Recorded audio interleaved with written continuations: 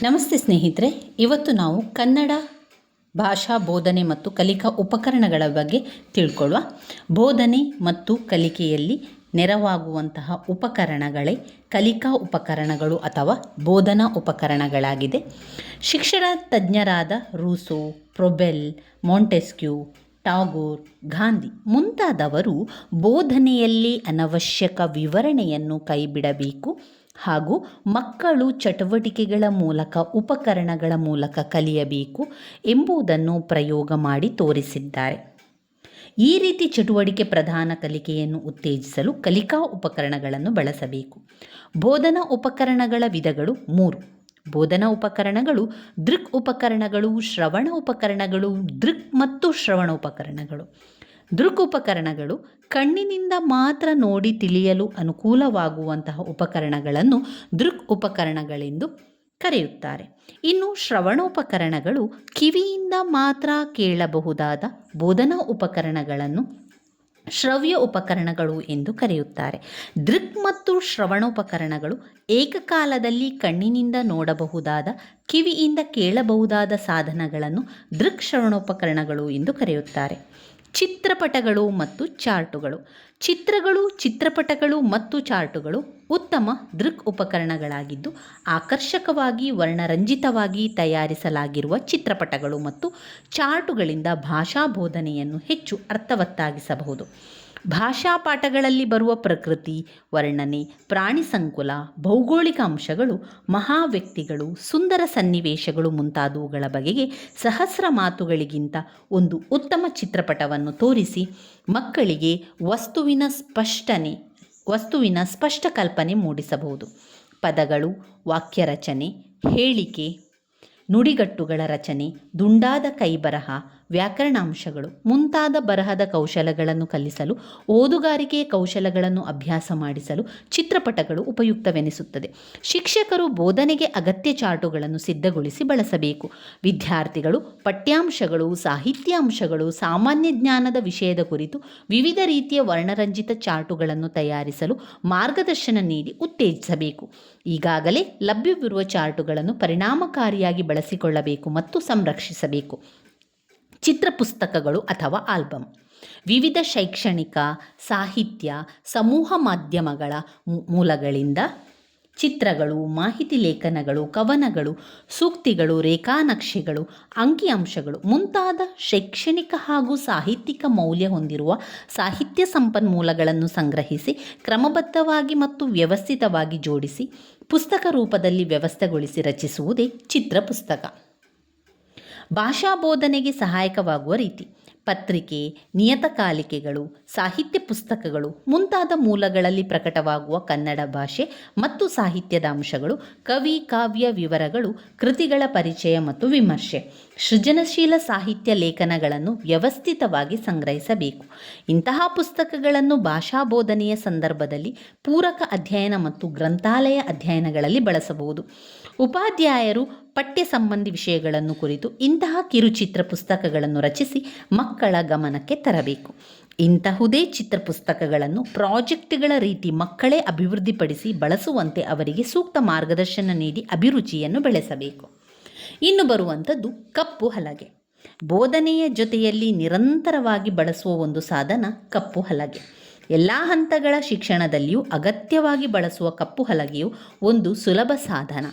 ಅಕ್ಷರಗಳ ರೇಖಾವಿನ್ಯಾಸಗಳು, ಪದರಚನೆ, ವಾಕ್ಯರಚನೆ ಕಲಿಸಲು, ವ್ಯಾಕರಣಾಂಶಗಳು, ಲೇಖನ ಚಿಹ್ನೆಗಳನ್ನು ಅಳವಡಿಸುವುದನ್ನು ಕಲಿಸಲು, ದುಂಡಾದ ಕೈಬರಹದ ಕೌಶಲಗಳನ್ನು ಕಲಿಸಲು, ಭಾಷಾ ಪಾಠಗಳಲ್ಲಿ ಬರುವ ಹೊಸ ಪದಗಳು, ಚಿತ್ರಗಳು, ಕೋಷ್ಟಕಗಳನ್ನು ಬರೆಯುವುದನ್ನು ಕಲಿಸಲು, ಅಭ್ಯಾಸ ಮಾಡಿಸಲು ಕಪ್ಪು ಹಲಗೆ ಹೆಚ್ಚು ಉಪಯುಕ್ತವೆನಿಸುತ್ತದೆ.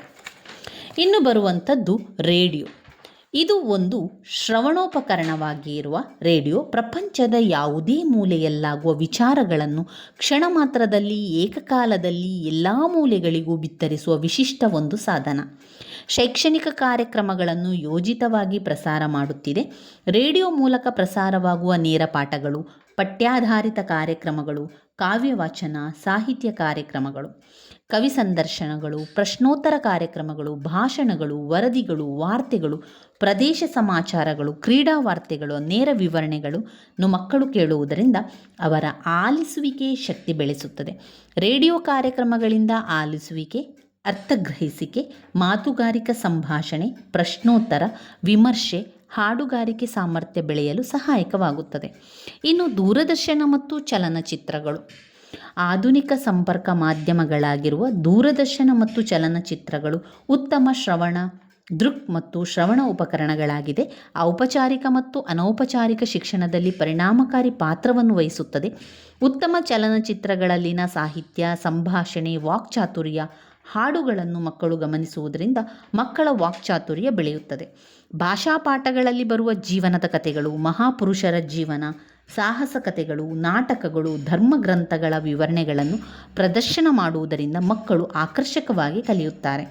ಪರಿಸರ, ಆರೋಗ್ಯ, ಶಿಕ್ಷಣ, ಸಾಮಾಜಿಕ ಸಮಸ್ಯೆ, ವೈಜ್ಞಾನಿಕ, ಸಾಹಿತ್ಯ, ಕಲೆ, ಕ್ರೀಡೆ, ರಸಪ್ರಶ್ನೆ ಕಾರ್ಯಕ್ರಮಗಳು, ಸಮಕಾಲೀನ ವಿದ್ಯಮಾನಗಳ ಬಗ್ಗೆ ಪ್ರಸಾರವಾಗುವ ಕಾರ್ಯಕ್ರಮಗಳನ್ನು ಮಕ್ಕಳು ನೋಡುವುದರಿಂದ, ಕೇಳುವುದರಿಂದ ಅವರ ಭಾಷೆ ಮತ್ತು ವಿಷಯ ಜ್ಞಾನ ಬೆಳೆಯುತ್ತದೆ.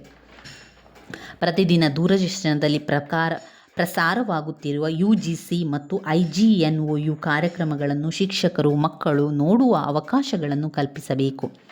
ಇತ್ತೀಚೆಗೆ ಪ್ರಸಾರ ಮಾಡುತ್ತಿರುವ ಕಾರ್ಯಕ್ರಮಗಳು turning point, Surabhi, living on the edge, ರಸಪ್ರಶ್ನೆ ಕಾರ್ಯಕ್ರಮ, ಸಾಹಿತ್ಯ ಕಾರ್ಯಕ್ರಮ, UGC ಮತ್ತು INGOU ಕಾರ್ಯಕ್ರಮ, BBC ಕಾರ್ಯಕ್ರಮಗಳು.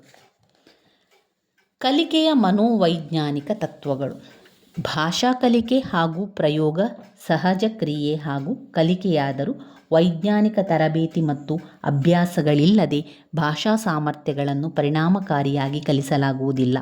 ಭಾಷಾ ಕಲಿಕೆಯಲ್ಲಿ ಒಳಗೊಳ್ಳುವ ಮನೋವೈಜ್ಞಾನಿಕ, ಸಾಮಾಜಿಕ ಹಾಗೂ ಸಾಂಸ್ಕೃತಿಕ ಅಂಶಗಳ ಹಿನ್ನೆಲೆಗಳನ್ನು ಪರಿಗಣಿಸಬೇಕು.